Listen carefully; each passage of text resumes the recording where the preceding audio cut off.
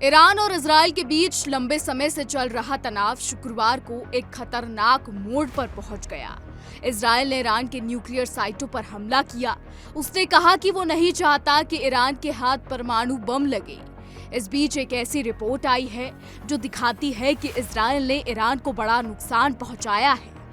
ये नुकसान इतना बड़ा है जो ईरान के परमाणु सपने को संभवतः पूरा नहीं होने देगा।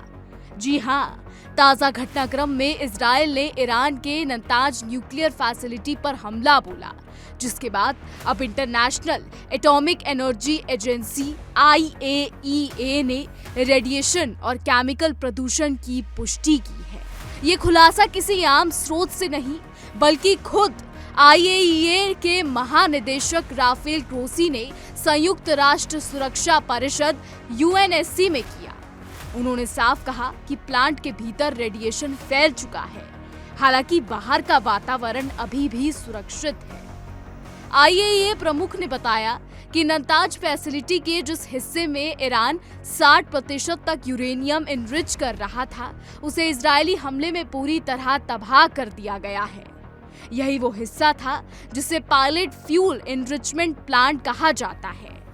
प्लांट का दूसरा हिस्सा जो जमीन के नीचे है और जहां मुख्य सेंट्रोफ्यूज लगे हैं, वहां कोई सीधा हमला नहीं हुआ, लेकिन हमला इतना जोरदार था कि वहां की बिजली सप्लाई ठप हो गई, जिससे मशीनों को नुकसान पहुंचने की आशंका है।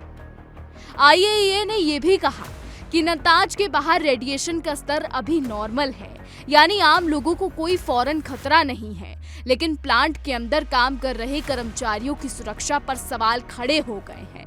ग्रोसी ने यह भी जोड़ा कि फिलहाल स्थिति नियंत्रण में है, लेकिन लगातार निगरानी जरूरी है।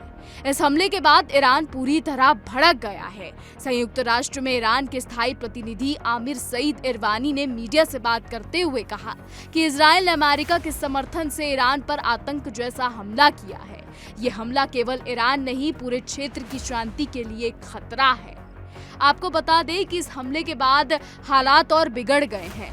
शुक्रवार को दिन भर ईरान और इजराइल के बीच मिसाइल हमलों का सिलसिला चला, जिससे दोनों देशों में भारी नुकसान हुआ है।